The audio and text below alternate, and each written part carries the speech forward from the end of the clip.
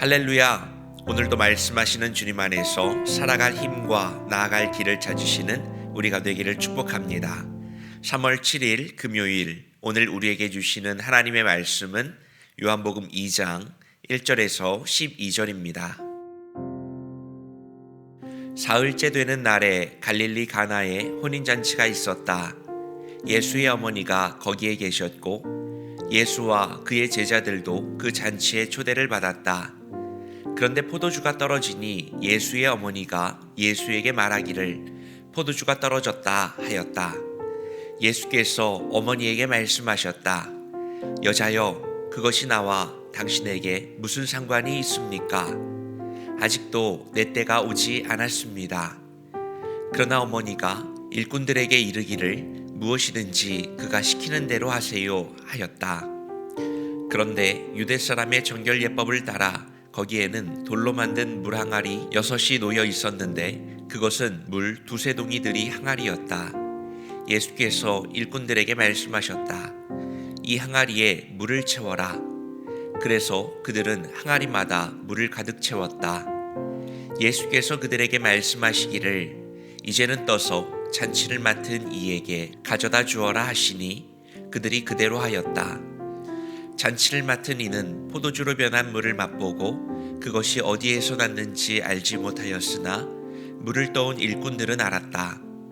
그래서 잔치를 맡은 이는 신랑을 불러서 그에게 말하기를 누구든지 먼저 좋은 포도주를 내놓고 손님들이 취한 뒤에 덜 좋은 것을 내놓는데 그대는 이렇게 좋은 포도주를 지금까지 남겨두었구려 하였다.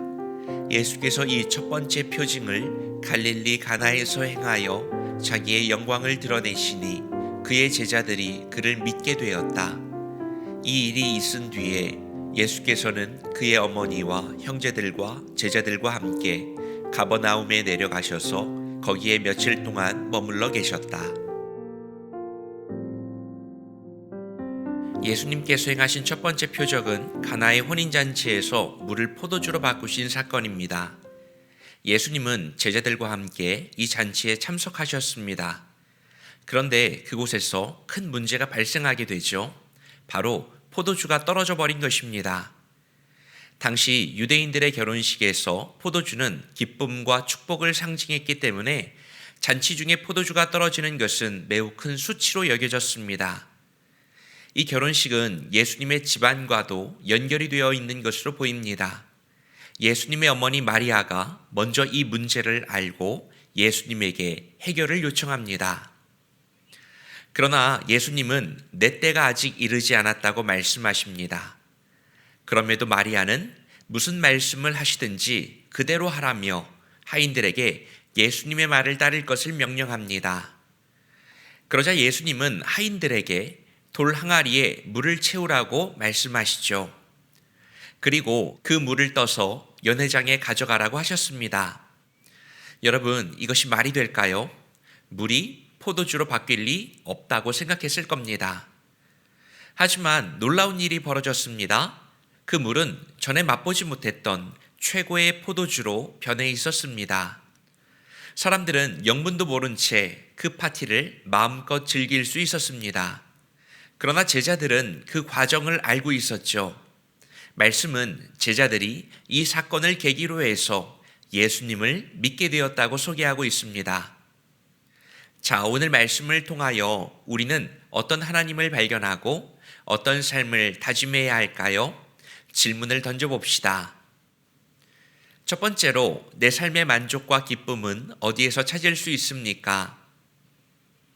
오늘 말씀의 문제의 원인은 결핍이 발생했다는 겁니다. 처음 예수님과 제자들이 그 결혼식에 갔던 것은 단순한 이유였습니다. 예수님의 어머니 마리아가 그곳에서 상황을 지휘하고 있는 것으로 봐서 아마도 예수님의 친척이나 가까이에서 알고 지내던 한 가정의 결혼식이었을 것으로 보입니다. 그런데 오늘 이 에피소드가 발생하게 되었던 것은 갑작스러운, 전혀 예상하지 못했던 문제가 발생했기 때문입니다. 아니, 잔치를 준비하면서 포도주를 부족하게 준비하는 것이 말이 됩니까? 우리로 따지면 결혼식을 하면서 식사 준비를 하나도 해놓지 않았다는 겁니다. 더구나 당시 유대 사회는 우리와 비교할 수 없는 체면 문화가 있었고요. 또 폐쇄적인 공동체였기 때문에 이것은 우리가 생각하는 것보다 훨씬 더 큰 문제였습니다. 처음에는 예수님도 직접 나설 마음이 없던 것 같습니다. 어머니 마리아의 요청을 받고 나서 여자여 이렇게 말씀하시죠. 이것은 아들이 엄마에게 하는 버릇없는 표현이 아니라 아주 정중한 의미이기도 하고 또 예수님이 본격적으로 사역을 시작하신다는 공적 사역의 분위기를 우리들에게 전달해 줍니다. 여기에 대해서 어머니 마리아도 그 명령을 받은 하인들도 모든 것을 따라 순종했습니다.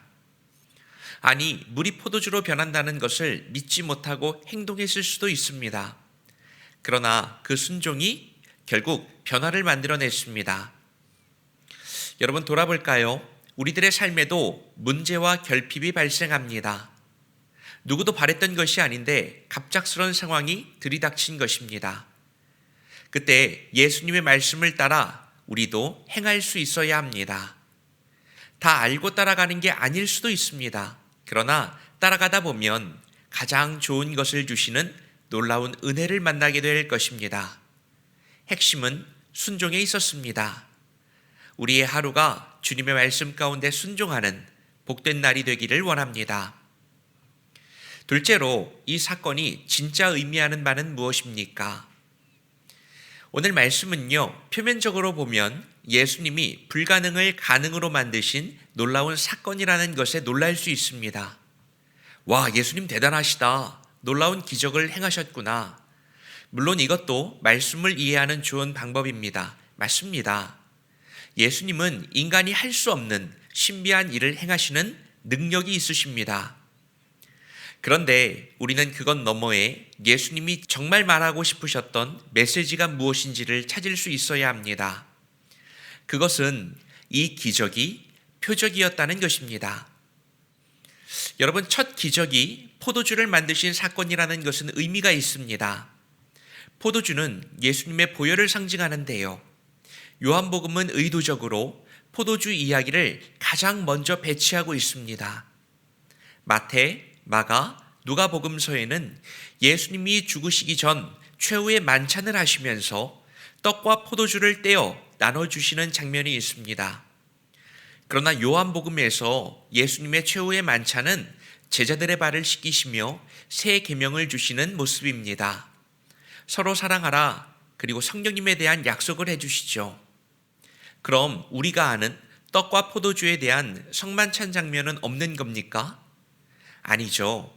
오늘 말씀에 보혈이 나오고요. 앞으로 뒤에 나올 오병이어 사건 뒤에 떡에 대한 말씀이 나오는 겁니다.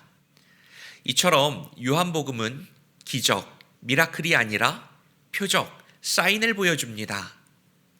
표적은 아주 쉽게 말하면 표지판입니다.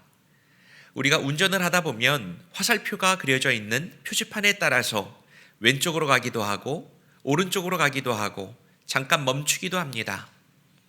그것은 표지판 그 자체가 아니라 표지판 너머에 있는 그 의미를 따라 방향을 정한다는 의미입니다. 마찬가지입니다. 예수님의 이 신비한 사건은 그저 문제 많은 장소에서 그 사건을 해결해 주는 것으로 그치지 않았고 예수님이 어떤 분이신지를 표지판처럼 우리들에게 보여주는 겁니다. 말씀에서 사람들은 무슨 일이 일어났는지 몰랐지만 그래서 그저 더 맛있는 포도주가 나왔구나 기뻐했지만 제자들과 몇몇 사람들은 그 내막을 알게 되었죠. 예수님은 우리와 똑같은 사람이 아니었다는 것입니다. 제자들은 그 모습을 보고 그분이 어떤 분인지를 믿게 되었다고 합니다. 요한복음은 우리에게 묻는 것이죠. 너희들은 예수님을 어떻게 믿을 거니? 예수님은 이 첫 번째 표적을 시작으로 해서 앞으로 6개의 표적을 더 보여주십니다. 이것을 통해 요한은 예수 그리스도가 하나님의 아들인 것과 우리가 믿음을 가져야 하는 이유를 분명히 알려줍니다. 말씀 속에서 그 이유를 발견하는 우리가 되기를 바랍니다. 오늘 말씀을 통해서 우리는 예수님의 첫 번째 표적을 보았습니다. 예수님은 우리들의 삶의 결핍과 부족을 채우시는 분인데 그러기 위해서 우리에게 필요한 것은 순종입니다. 또 그 예수님은 세상을 구원하시기 위해서 십자가 사역을 향하여 모든 걸음을 옮기고 계시다는 것을 표적을 통해서 보여주셨습니다. 이 말씀이 오늘 우리들에게 응하게 되시기를 바랍니다. 오늘은 하나님이 허락하신 기회의 순간이자 축복의 날입니다. 기도하겠습니다. 사랑과 은혜가 풍성하신 하나님 아버지, 오늘도 말씀으로 새날을 열어주시니 감사합니다. 주님은 내 삶의 문제와 아픔과 어려움을 해결해 주시는 분입니다. 주님을 믿고 따르고 순종할 때 내 삶의 모든 결핍과 눌린 것들이 해결받게 하여 주옵소서. 그러나 그걸로 그치지 않고 정말 예수님이 어떤 분이시고 주님을 믿는 것이 어떤 것인지 믿음의 눈을 들어 깨닫게 하여 주옵소서. 예수님의 이름으로 기도합니다. 아멘.